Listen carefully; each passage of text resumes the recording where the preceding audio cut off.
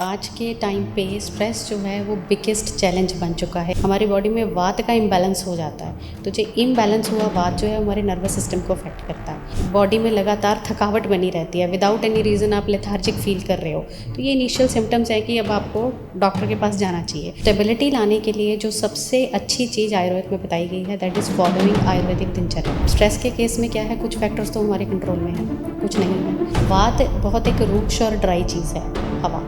उसको उसका जो दुश्मन है जो उसको कोप अप कर सकता है दैट इज़ ऑयल।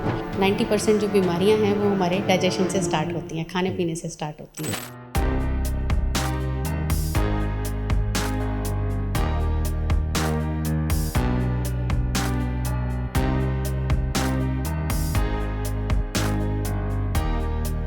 हमारे पास आज हमारे स्टूडियो में मौजूद हैं डॉक्टर सुप्रिया क्वात्रा जी। आप BAMS हैं और साथ ही साथ आप पंचकर्मा और आयुर्वेद के स्पेशलिस्ट भी हैं। डॉक्टर साहब, बहुत बहुत स्वागत। थैंक यू जी, नमस्कार।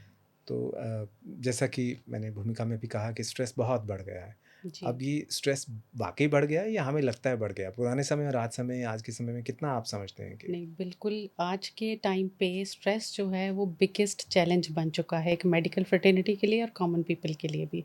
पुराने ज़माने में भी नो डाउट था, लेकिन आजकल का जो लाइफस्टाइल है उसको अगर हम देखें तो ऑलमोस्ट एवरी थर्ड पर्सन जो है वो स्ट्रेस का शिकार है। हर किसी को, प्रैक्टिकली हर किसी को स्ट्रेस है। पहले ये कहा जाता था कि बच्चों को छोड़ के हर इंसान स्ट्रेस में है, बट जो अभी हमने ऑब्जर्व किया है कि इवन जूनियर ग्रेड्स के स्टूडेंट्स भी एग्ज़ाम के स्ट्रेस से निकल रहे हैं। स्टूडेंट्स को एग्ज़ाम्स का स्ट्रेस है, पढ़ाई ख़त्म की तो जॉब का स्ट्रेस है, जॉब मिल गई तो आपके ऊपर वर्कलोड है, टारगेट्स हैं, डेडलाइंस हैं, बॉस का प्रेशर है, फैमिली रिलेशनशिप स्ट्रेस है। मतलब हर फील्ड के, लाइफ के हर फील्ड में आपको स्ट्रेस मिल रहा है। कहना कि जीना ही स्ट्रेस हो गया है बिल्कुल। तो इस स्ट्रेस को अगर हम देखें तो एंजाइटी को देखें तो वैसे तो जैसे आपने कहा कि जीवन के हर फेज़ में संघर्ष तो है ही है। बिल्कुल। तो उस संघर्ष में कुछ लोग तो बहुत खुश रहते हैं और खुशी हुँ, खुशी झेल लेते हैं, लेकिन ज़्यादातर लोग जो हैं वो स्ट्रेस ले लेते हैं। हुँ। तो जो खुशी खुशी उसको झेल लेते हैं और जो स्ट्रेस ज़्यादा ले लेते हैं, उसमें क्या फ़र्क क्या रहता है? क्या हमारे ब्रॉटअप का फ़र्क है, हुँ, खान पीन का फ़र्क है, या किस तरह से आप महसूस करते हैं कि एक आदमी उसी स्ट्रेस को बड़े आराम से झेल लेता है और जी, एक उसी को लेके बैठ जाता है? राइट। ये आपने बिल्कुल सही बात बोली है कि जीवन है, उतार-चढ़ाव तो आते ही रहते आते हैं। हैं। जब हमारे मन के अनुसार कोई काम होता है, हम खुश हो जाते हैं। अगर नहीं होता है, कोई प्रतिकूल परिस्थितियाँ आ जाती हैं, तो हम लोग उदास हो जाते हैं, दुखी हो जाते हैं। इसमें बहुत सारे फैक्टर्स काम करते हैं, जेनेटिक नो डाउट रहते हैं। दूसरा जो आयुर्वेद में हमारा जो बेस है, हुँ, उसमें ये बताया गया है कि हर इंसान की प्रकृति अलग-अलग होती है। अच्छा, हम सबकी बॉडी टाइप्स अलग हैं, पर्सनैलिटीज़ अलग हैं। आयुर्वेद मेनली 3 फैक्टर्स पे बेस्ड है, जिनको हम बेसिकली फंक्शनल एलिमेंट्स बोलते हैं, वात, पित्त और कफ, जिनको त्रिदोष के नाम से जाना जाता है। ठीक है। तो हर एक बंदे में इनका एक यूनिक कॉम्बिनेशन होता है, बट किसी एक की प्रोडोमिनेंस हो सकती है। लाइक जब आप किसी आयुर्वेदिक फिजिशियन के पास जाते हैं तो सबसे पहले वो आपका प्रकृति परीक्षण करता है कि आपकी अच्छा, वाता बॉडी टाइप है, पित्ता बॉडी टाइप है या कफा बॉडी टाइप है। इनमें से जो वाता बॉडी टाइप वाले हैं वो काफ़ी अनस्टेबल रहते हैं। वाता जनरली मीन्स कि विंड, विंड जो होता है उसमें मेन फैक्टर होता है। हमारा शरीर पंच महाभूत से मिलकर बना है, तो पंच महाभूत में कुछ फैक्टर्स को कंबाइन करके इन 3 दोषों में कन्वर्ट किया गया है। तो जो वाता नेचर वाले लोग होते हैं वो हुँ, थोड़े अनस्टेबल होते हैं। ऐसा नहीं कि उनमें पॉजिटिविटी नहीं होती, और क्रिएटिव होते हैं, उनकी थिंकिंग बहुत अच्छी होती है, लाइट बॉडी वेट रहता है उनका, बट उतना ही वो मेंटली अनस्टेबल होते हैं, वो ज़्यादा प्रेशर नहीं ले पाते हैं। अच्छा, they are more prone to anxiety as compared to kapha people. Hmm. अगर एंगर ज़्यादा होगा तो पित्त ज़्यादा है। तो डॉक्टर साहब, ये कैसे डिसाइड करते हैं? एलोपैथी में तो हम लोग देखते हैं कि उनके पास स्टेथोस्कोप होता है, हुँ, थर्मामीटर है, तो उसको लगा के आप चेक कर लेते हैं कि उसकी हुँ। प्रकृति क्या है। तो आप जो आयुर्वेद में वो कैसे चेक करते हैं कि इस व्यक्ति की प्रकृति क्या है? ये क्या प्रोसेस बॉडी रहता है? एनालिसिस होता है हमारे पे, जैसे वात, पित्त और कफ के लक्षण बताए गए हैं। एक आयुर्वेदिक फिजिशियन जब आप अंदर एंटर करते हैं रूम में, तभी से वो आपको देख के आपका प्रकृति परीक्षण शुरू कर देते हैं। अच्छा, मतलब देखने दर्शन, से। प्रश्न, इस तरह से जो हमारे चेकअप करने के तरीके बताए गए हैं पुराने ज़माने में। तो उस टाइम में वो बंदा आपकी फ़िज़िकल बॉडी के फ़िज़िकल कैरेक्टरिस्टिक्स को देख के, आपके डाइजेशन को देख के, कुछ क्वेश्चन आंसर्स होते हैं उनको देख के, प्लस मेन इज़ नाड़ी परीक्षा। आपकी नाड़ी को देख के आपकी प्रकृति का निर्णय किया जाता है। हुँ, मतलब जो पल्स हम कह देते या हैं। अच्छा, तो पल्स में चेक करते हैं कितनी तेज़ चल रही है या नहीं, कितनी वो ज़्यादा? दोषों की प्रेडोमिनेंस के अकॉर्डिंगली उसका कैरेक्टर होता है, जिसमें अच्छा, उसका रेट, रिदम सब कुछ आता है। ठीक है। तो आयुर्वेद की नज़र में आप स्ट्रेस को फिर कहाँ से देखते हैं फिर? कैसे पता देखिए, चलता है? आयुर्वेद में जो स्ट्रेस का वर्णन है, वो एक एंग्ज़ायटी का जो वर्णन है, वो मानस रोग के अंदर आता है। अच्छा, हमारे प्राचीन जो आयुर्वेदिक ग्रंथ हैं, उनमें जो रोग हैं, मनुष्य के शरीर में होने वाले रोग हैं, उनको 2 पार्ट्स में डिस्क्राइब किया गया है, शारीरिक एंड मानसिक। अच्छा। तो जो स्ट्रेस या एंग्ज़ायटी है, जिसको हम चित्त उद्वेग के नाम से जानते हैं, इसको मानस रोग के अंदर डिस्क्राइब किया गया है। तो जिस भी रीज़न से, कुछ भी फैक्टर से, चाहे वो एक्सटर्नल है या इंटरनल है, हुँ, हमारी बॉडी में वात का इम्बैलेंस हो जाता है। तो जो इम्बैलेंस हुआ वात जो है, हमारे नर्वस सिस्टम को अफेक्ट करता है। नर्वस सिस्टम को वीक करता है, जिससे हमारे मनोवाही स्रोतस जो हैं, नर्वस चैनल्स हैं, उनमें डीरेंजमेंट आ जाती है। हुँ, प्लस ये हमारी सबसे इम्पोर्टेंट दूसरा एक जो इसका एक चैनल है, वो है हमारी डाइजेस्टिव सिस्टम को इफ़ेक्ट करता है, अग्नि को इफ़ेक्ट करता है, पाचक अग्नि को। अच्छा। जिससे कि हमारा जो खाना-पीना है, वो एक ओज में कन्वर्ट होता है। हुँ, ओज इज़ एक बॉडी का इंटरनल डिफेंस मैकेनिज़्म। अच्छा। अगर वात का इम्बैलेंस होता है, तो वो भी कमज़ोर हो जाता है। तो ये दोनों फैक्टर मिलके मेंटल इम्बैलेंस क्रिएट करते हैं, जिससे कि स्ट्रेस और एंग्ज़ायटी इंसान के तो अंदर इसका पैदा मतलब होता है। इम्यूनिटी प्रभावित होती है? डेफ़िनेटली होती है। हमारे खाने-पीने का बहुत ज़्यादा असर है। हुँ, आयुर्वेद में हमारी 90% जो बीमारियाँ हैं, वो हमारे डाइजेशन से स्टार्ट होती हैं, हुँ, खाने-पीने से स्टार्ट होती हुँ। हैं। तो आपने हमें ये भी बताया कि आयुर्वेद में इसको कैसे देखा जाता है और आपने इसके लक्षण भी कुछ-कुछ बताए कि इस तरह से आप पहचान सकते हैं। अब आते हैं कि जब हम लक्षण आप तो पहचान लेंगे, हुँ, लेकिन एक आम व्यक्ति जो अपने जीवन यापन कर रहा है और अपनी रोज़मर्रा की ज़िंदगी में बहुत व्यस्त है, हुँ, उसको पता ही नहीं चल रहा। कोई उसको बताने वाला भी नहीं है कि यार तू डिप्रेशन में या अपनी एंग्ज़ायटी में या तू तनाव में है। हुँ, तो उसको कैसे एहसास हो कि मैं किसी प्रॉब्लम में हूँ? क्या आप खुद को देख के जैसे आप शीशे हुँ, में तो देख सकते हो अपने आप को कि आज राइट। मैं कैसे लग रहा हूँ, नहा के कैसे लग रहा हूँ, मेकअप करके कैसा तो इसका कोई आत्म-विश्लेषण भी हो सकता है क्या? जी, बिल्कुल हो सकता है। जब एंग्ज़ायटी देखो सबकी लाइफ़ में थोड़ी बहुत तो होती है, हुँ, थोड़ा हुँ, बहुत स्ट्रेस तो आएगा, आएगा। हुँ, लेकिन ये शॉर्ट टर्म है। आपको कोई टारगेट मिला है, गोल है, डेली हमारी छोटी-छोटी एंग्ज़ायटीज़ होती हैं, हुँ, आई चली गई, आएँगी। ठीक। लेकिन जब ये कंडीशन एक लगातार बनी रहती है, तो उस बंदे को ये महसूस होने लगता है कि मैं हमेशा तनाव में हूँ, स्ट्रेस में हूँ। Hmm, stress, anxiety and depression these are all different terms. Hmm, stress एक तरह का स्टिमुलस है हमारी बॉडी में, जो कि रिएक्शन जो है इंड्यूस करता है। हुँ, एंग्जाइटी है ये घबराहट, डर, बेचैनी, एक अनसर्टेनिटी या फ़ियर की फीलिंग उस बंदे के अंदर कांस्टेंट बनी रहती है। हुँ। क्या होगा? अगर मेरा काम पूरा नहीं हुआ तो क्या होगा? स्टूडेंट सोचेगा कि मेरे मार्क्स पूरे नहीं आए तो क्या होगा? ये हो जाएगा, वो हो जाएगा। लेडीज़ में तो मैंने ये भी सुना है कि बाहर गली में कहीं अगर लड़ाई हो रही है, शोर हो रहा है, तो उनको घबराहट शुरू हो जाती है। राइट। ये घबराहट, डर, बेचैनी, हाँ, रेस्टलेसनेस अगर ये लगातार ये कंडीशन बनी रहती है, हुँ, प्लस आपको स्लीप की प्रॉब्लम्स आ रही हैं, आप अच्छे से सो नहीं पा रहे हो, हुँ, आपको भूख नहीं लग रही है, बॉडी में लगातार थकावट बनी रहती है, विदाउट एनी रीज़न आप लेथार्जिक फ़ील कर रहे हो, हुँ, तो ये इनिशियल सिम्पटम्स हैं कि अब आपको डॉक्टर के पास जाना चाहिए हुँ, एंड आपकी रिपोर्ट सब कुछ नॉर्मल शो कर रही है। हुँ, फिज़िकली आपको कोई प्रॉब्लम नहीं हुँ, है, hmm, hmm, hmm, but psychologically है, ये स्टार्टिंग है। लेटर ऑन ये साइकोलॉजिकल प्रॉब्लम डेफ़िनिटली आपको फिज़िकल इफ़ेक्ट भी देने वाली है। हुँ, बहुत सारी डिजीज़ेज़ का रीज़न बनती है ये आगे जाके। हुँ। तो हम लोग जब मान लीजिए कोई हमें प्रॉब्लम हो जाती है मतलब ब्लड प्रेशर हो गया या हुँ, शुगर हो गई जो आजकल आम चलता है, तो उसके इलाज में हम लोग तो मेडिसिन शुरू कर देते हैं, हुँ। लेकिन कोई इस बात पे तो हम ध्यान नहीं देते कि हम शायद एंग्ज़ायटी से गुज़र रहे हैं, इस कारण वो बढ़ रही है या उस कारण ये हो रही है। तो आप फिर कैसे देखते हैं उसको कैसे? वो डॉक्टर डिसाइड करते हैं, प्लस एक तो आपकी इन्वेस्टिगेशंस हो गई, secondly the most important point is history taking. जब आप डॉक्टर के पास जाते हैं, तो दे डिसाइड कि आपका जो ये बीपी बढ़ रहा है या आपको शुगर है, इसका रीज़न क्या है? हुँ, हुँ, वेदर आपके कोलेस्ट्रॉल लेवल्स बढ़े हुए हैं या जेनेटिक फैक्टर है, it's a primary hypertension hmm, और it is due to anxiety. Hmm, hmm, hmm. वो डिफरेंशियल डायग्नोसिस करना, वो डॉक्टर का काम। तो डॉक्टर साहब जैसे कहते हैं कि घबराहट हो जाती है, अब इसकी ट्रीटमेंट हम क्या समझें कि किस तरह से किया जा सकता है फिर? आयुर्वेद में जैसे मैंने आपको बताया कि मेनली ये वात दोष की इम्बैलेंस से होता है। हुँ, तो हमारी जो इसकी ट्रीटमेंट है या मैनेजमेंट है that is basically targeted towards वात को बैलेंस करने के लिए। इसमें कुछ टू सम एक्सटेंट पित्ता का इन्वॉल्वमेंट होता है, तो वात पित्त बैलेंस करने की ट्रीटमेंट की जाती है। ठीक है। फर्स्ट एंड फॉरमोस्ट स्टेप जो आयुर्वेद में हर डिज़ीज़ में बताया गया है दैट इज़ निदान परिवर्जन। मीन्स कि जो आपके पॉजिटिव फैक्टर्स हैं उनको हटाया जाए। स्ट्रेस के केस में क्या है, कुछ फैक्टर्स तो हमारे कंट्रोल में हैं, कुछ नहीं है।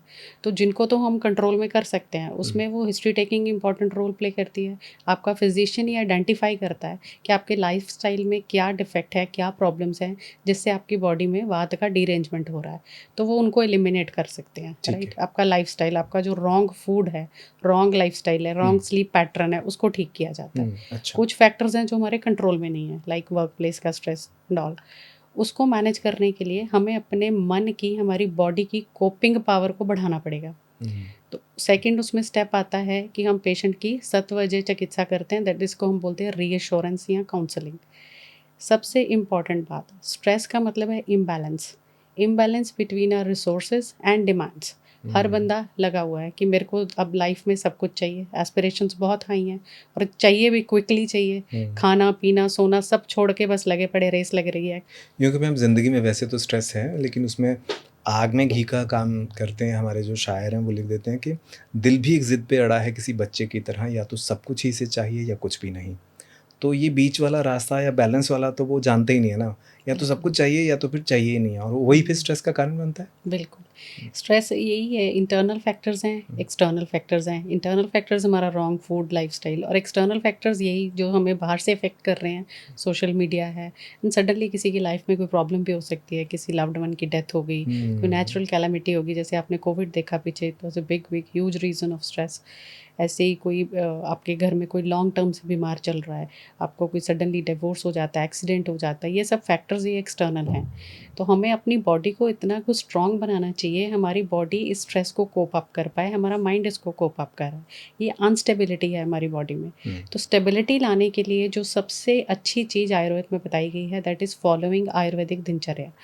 हमारे ग्रंथों में एक दिनचर्या ऋतुचर्या का उल्लेख किया गया है कि हमें कैसे रहना चाहिए, कैसे जीना चाहिए, मौसम के क्या हिसाब से। खाना चाहिए, क्या नहीं खाना चाहिए। उसको फॉलो करने में हमसे बहुत बड़ी चूक हो रही है कहीं न कहीं। मॉडर्न लाइफ़स्टाइल उससे बिल्कुल मैच भी नहीं करता है। अभी इस बात की ये स्किल आपके आयुर्वेदिक फ़िज़िशियन के पास है कि वो आपका लाइफ़स्टाइल पहले वो जाने और देन आपको वो गाइड करे कि आयुर्वेदिक दिनचर्या को आप कैसे अपनी लाइफ़स्टाइल में इनकॉर्पोरेट कर सकते हैं। हमारे आयुर्वेद में जो पंचकर्मा बताया गया है, body detoxification, that is a kind of service, right? Service of your body. हम आजकल के ज़माने में जो भी मशीनरी परचेज़ करते हैं, हम उसकी रेगुलर सर्विसिंग करवाते हैं। और सबसे इम्पोर्टेंट बात, हम जब उसको फर्स्ट टाइम लेके आते हैं, हम लोग उसका इंस्ट्रक्शन मैनुअल ज़रूर पढ़ते हैं कि इसको कैसे चलाना है, कितनी वोल्टेज पे चलाना है, कब-कब क्या-क्या करना है। लेकिन हमारे अपने लिए जो इंस्ट्रक्शन मैनुअल्स जो ग्रंथों में लिख रखा है कि हमें कैसे जीना है, क्या करना है कि हमारी बॉडी में तीनों दोष जो हैं वो बैलेंस में रहें और हम निरोग बने रहें। आपको ये जानकर हैरानी होगी कि जो आयुर्वेद का मेन प्रयोजन है, दैट इज़ स्वस्थस्य स्वास्थ्य रक्षणम। मतलब एक हेल्दी पर्सन की हेल्थ की रक्षा करना हमारी फर्स्ट प्रायोरिटी है, देन उसको ट्रीट करना। तो अगर हम अपनी दिनचर्या उस हिसाब से चलते हैं, तो हमारे पास टाइम मैनेजमेंट बहुत अच्छा होता है। हमारी बॉडी एक बायोलॉजिकल रिदम के अकॉर्डिंगली काम करती है, नेचर के साथ रिदम में चलती है। जब हम उस ऐसे रहते हैं तो हमारे पास प्लेंटी ऑफ एनर्जी बची रहती है, टाइम रहता है। तो उस एनर्जी को अगर हमारे ऊपर कोई भी स्ट्रेस फैक्टर आके अटैक करता है, कोई एंग्जाइटी आती है, तो हम उसको कोप अप कर पाते हैं। लेकिन हमारा लाइफस्टाइल ऐसे का हो चुका है कि हम भाग रहे हैं, टाइम नहीं है। ऑलरेडी हम लोग एनर्जी में लैक कर रहे हैं, बहुत कम एनर्जी है। तो जब हमारे पास ऐसी एडवर्स कंडीशंस हमें अफेक्ट करती हैं, तो हम उसको लड़ नहीं पाते हैं। तो first and foremost thing is Ayurvedic दिनचर्या का पालन करना, सेल्फ केयर करना, बहुत छोटी छोटी बातें हैं। देन उसके बाद अगर इससे फ़र्क नहीं पड़ता है, then comes the role of Ayurvedic herbs. Ayurveda में कुछ हर्ब्स बताई गई हैं जिनको हम मेद्य रसायन बोलते हैं। Medhya means one who acts on the manovaha srotas, हमारे दिमाग के ऊपर काम करती हैं, उनकी थिंकिंग पावर, उनकी कॉग्निटिव एबिलिटी को बढ़ाती हैं, माइंड को रिलैक्स करती हैं, नींद आने में मदद करती हैं, हमारे जो नर्वस चैनल्स हैं उनको री एनर्जाइज करती हैं। उसमें बहुत सारी हर्ब्स के नाम बहुत कॉमन है, आपने सुने होंगे। ब्राह्मी है, अश्वगंधा है, शंखपुष्पी है, मंडूकपर्णी है, जटामांसी है, तगर है। ये सब चीज़ें जो हैं हमारे माइंड को रिलैक्स करने का काम करती हैं। ये सिंगल हर्ब्स भी हम यूज़ कर सकते हैं और इसके कॉम्बिनेशन में बहुत सारे आयुर्वेदिक योग भी आते हैं, जो आप एक आयुर्वेदिक फिजिशियन की देख रेख में ले सकते हैं। Next come Ayurveda therapies. Panchakarma is तो मेन डिटॉक्सिफिकेशन थेरेपी। वो डिपेंड्स कि पेशेंट की क्या कंडीशन है, रोग किस कंडीशन में है, वो आयुर्वेद फिजिशियन आपको डिसाइड करता है कि whether you need panchakarma detoxification और नॉट। उसके बाद सपोर्टिव थेरेपीज आती हैं, जिसमें सबसे इम्पॉर्टेंट रोल है शिरोधारा का। वात बहुत एक रूक्ष और ड्राई चीज़ है, हवा। उसको उसका जो दुश्मन है, जो उसको कोप अप कर सकता है, दैट इज़ ऑयल। तो इन सारी थेरेपीज़ हैं, हम लोग ऑयल्स का यूज़ करते हैं, externally also and internally also, right. तो मेन प्रोसीजर उसमें है शिरोधारा, जिसमें हम एक वार्म ऑयल को आपके फोरहेड पे, थर्ड आई पे रेगुलर 45 मिनट्स के लिए ड्रॉप किया जाता है with your head massage, right. ये आपके ब्रेन के जो सारे चैनल्स हैं उनको एनर्जाइज करता है, माइंड को रिलैक्स करता है, नींद को इम्प्रूव करता है, आपके आज्ञा चक्र को स्टिमुलेट करके आपके माइंड के थॉट्स को अच्छे से प्रवाह, उनका थॉट्स का जो प्रवाह है उसको रेगुलर करता है। Then comes Shirovasti. ये अलग अलग मेथड हैं जो हम सिर पे ऑयल की एप्लीकेशन करते हैं, तलम है। Then we introduce oil through our nostrils, जिसको हम नस्यकरम बोलते हैं। ऑयल पुलिंग का नाम आपने कोविड में सुना होगा, जिसमें मुख में ऑयल का धारण करते हैं, राइट। देन उसके भी सबसे इम्पॉर्टेंट एक और चीज़ है, जिसको बहुत ही सिंपल सी चीज़ है जो हमने आयुर्वेदिक दिनचर्या में बताई गई है, दैट इज़ डेली मसाज, अभ्यंग। उसके इतने को फ़ायदे हैं कि जब कोई बंदा स्ट्रेस में होता है, एंजाइटी में होता है, उसकी पूरी बॉडी स्टिफ हो जाती है। आपकी पूरी मसल्स जो है उनको रिलैक्स करने के लिए, आपको माइंड को रिलैक्स करने के लिए फुल बॉडी अभ्यंग प्लस पाद अभ्यंग, दैट इज़ फुट मसाज का बहुत बड़ा रोल है। ये छोटी छोटी जो थेरेपीज़ हैं ये आयुर्वेद की, ये आपकी डिजीज़ को भगाने में मदद करती हैं। ज़रूरी नहीं है कि एक पिल खाई, एक टैबलेट खाई और अपनी इमोशंस को सप्रेस किया तो आप एंजाइटी को रोक पाओगे, नहीं। आपका लाइफस्टाइल करेक्ट होगा, आप इन छोटी छोटी थेरेपीज़ की मदद लेंगे तो आप हमेशा के लिए मेडिसिन से छुटकारा पा सकते हैं। बिना मेडिसिन के भी आप ट्रीट कर सकते हैं स्ट्रेस को। बहुत बढ़िया आपने बात कही। और डॉक्टर साहब, बात तो वहीं आती है कि आप में खुद में ये जज़्बा होना चाहिए कि मुझे ठीक होना है, तो फिर आपको कोई रोक नहीं सकता ठीक होने से। और अगर आप ये कहें कि नहीं, मैं अपना लाइफ़स्टाइल तो ऐसे ही रखूँगा, आप दवाइयाँ जितनी मर्ज़ी दे दो, तो फिर ठीक होने के चांसेस ज़्यादा हैं। हाँ, ये ज़रूर हो सकता है कि फिर और ज़्यादा दवाइयाँ खा के आप और ज़्यादा बिल्कुल। डिटीरियोरेटिंग बीइंग एन कंडीशन में पहुँच आयुर्वेदिक जाएँ। फिजिशियन, मेरा पेशेंट्स को हमेशा यही कहना होता है कि ये जो डाइट एंड लाइफस्टाइल है, दीज आर नॉन नेगोशिएबल। ये तो आपको करना ही पड़ेगा। मेडिसिन हम ज़रूर देंगे, बट इसका जो रोल है वो आपको अभी समझ में नहीं आएगा, लेकिन जब आप उसको लॉन्ग टर्म फॉलो करोगे, you will be happy enough कि मैं बिना दवाई के ठीक चल रहा हूँ। तो ज़िंदगी हँसने, गाने और जीने के लिए है। इसे हँसते-गाते, मुस्कुराते इसी तरह से जिया जाए तो अच्छी लगती है।